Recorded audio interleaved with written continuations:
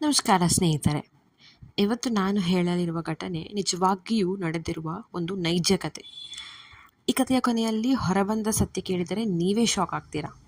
ಹಾಗಾಗಿ ಈ ವಿಡಿಯೋವನ್ನು ಕೊನೆಯವರೆಗೂ ತಪ್ಪದೆ ನೋಡಿ. ಒಬ್ಬ ವ್ಯಕ್ತಿ ಪ್ರತಿದಿನ ಅದೇ ರಸ್ತೆಯಲ್ಲಿ ಕೆಲಸಕ್ಕೆ ಹೋಗುತ್ತಿದ್ದ. ಅಲ್ಲಿ ಒಬ್ಬ ಮಹಿಳೆ ಭಿಕ್ಷೆ ಬೇಡುತ್ತಿದ್ದಳು.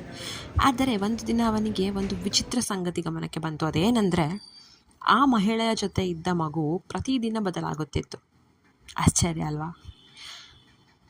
ಅದೇ ರೀತಿ ಆ ವ್ಯಕ್ತಿಗೂ ಆಶ್ಚರ್ಯ ಆಗಿ ಅನುಮಾನ ಬಂದು ಆ ವ್ಯಕ್ತಿ ತಕ್ಷಣ ಪೊಲೀಸರಿಗೆ ಮಾಹಿತಿ ಕೊಟ್ಟ. ಈ ಘಟನೆ ನಡೆದಿದ್ದು ದೆಹಲಿಯಲ್ಲಿ. ಪೊಲೀಸರು ತನಿಖೆ ಆರಂಭಿಸಿದಾಗ ಇದು ಸಾಮಾನ್ಯ ಭಿಕ್ಷಾಟನೆಯ ಪ್ರಕರಣ ಅಲ್ಲ ಎಂಬುದು ಗೊತ್ತಾಯಿತು. ತನಿಖೆಯಲ್ಲಿ ನವಜಾತ ಶಿಶುಗಳನ್ನು ಅಕ್ರಮವಾಗಿ ಮಾರಾಟ ಮಾಡುತ್ತಿದ್ದ ಜಾಲ ಇರುವ ಶಂಕೆ ಬೆಳಕಿಗೆ ಬಂತು. ಪೊಲೀಸರ ಪ್ರಕಾರ ಕಡು ಬಡ ಕುಟುಂಬಗಳಿಂದ ಮಕ್ಕಳನ್ನು ಪಡೆದು ಮಕ್ಕಳಿಗಾಗಿ ಕಾಯುತ್ತಿದ್ದ ದಂಪತಿಗಳಿಗೆ ಲಕ್ಷಾಂತರ ರೂಪಾಯಿಗೆ ನೀಡಲಾಗುತ್ತಿತ್ತು. ಅಂದರೆ ಈ ಮಕ್ಕಳು ಇಲ್ಲದಿದ್ದವರು IVF ಟ್ರೀಟ್ಮೆಂಟ್, ಫರ್ಟಿಲಿಟಿ ಟ್ರೀಟ್ಮೆಂಟ್ ಅಂತ ಆಸ್ಪತ್ರೆಗೆ ಹೋದಾಗ ಅಲ್ಲಿ ಅವರನ್ನು ಮೋಸ ಮಾಡಿಸಿ, ಇದೇ ನಿಮ್ಮ ಮಗು, ಇದೇ ನಿಮ್ಮ IVF ಟ್ರೀಟ್ಮೆಂಟ್ ಥ್ರೂ ಬಂದಿರುವಂಥ ಮಗು ಎಂದು ಮೋಸ ಮಾಡ್ತಿದ್ರು. ಅಂದರೆ ಅವರಿಗೆ ಲಕ್ಷಾಂತರ ರೂಪಾಯಿಯನ್ನು ಆಸ್ಪತ್ರೆಗೆ ಅವ್ರು ಕೊಟ್ಟು ಅವ್ರನ್ನ ಮೋಸ ಮಾಡಿಸ್ಕೊಟ್ರು. ಇದಕ್ಕಾಗಿ ನಕಲಿ ವೈದ್ಯಕೀಯ ದಾಖಲೆಗಳನ್ನು, ಅಂದರೆ ಡಾಕ್ಯುಮೆಂಟ್ಸ್ಗಳನ್ನು ಮತ್ತು ಈ ಜನನ ಪ್ರಮಾಣ ಪತ್ರಗಳನ್ನು ಬಳಸಲಾಗುತ್ತಿದ್ದು ಎಂಬ ಆರೋಪವಿದೆ. ಸೊ ಈ ತನಿಖೆ ಇನ್ನೂ ಮುಂದುವರಿತಿದೆ.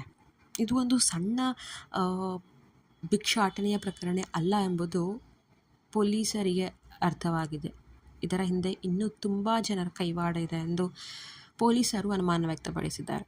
ಸೊ ಆ ಒಂದು ವ್ಯಕ್ತಿಯ ಅನುಮಾನದಿಂದ ಆರಂಭವಾದ ತನಿಖೆ ದೇಶವನ್ನೇ ಬೆಚ್ಚಿ ಬೀಳಿಸಿದ ಜಾಲವನ್ನು ಬಯಲಿಗೆ ತಂದಿತು.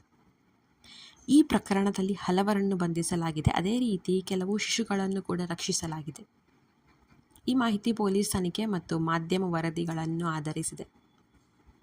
ಸೊ ಇಂಥ ಹಲವು ನೈಜ ಕಥೆಗಳು, ಅಂದರೆ ನಿಮ್ಮನ್ನು ಅವೇರ್ ಮಾಡಲಿರುವಂತಹ ಕಥೆಗಳನ್ನು ತರಲು ಈ ನನ್ನ ಚಾನಲ್ನ ಸಬ್ಸ್ಕ್ರೈಬ್ ಮಾಡಿ. ಧನ್ಯವಾದಗಳು.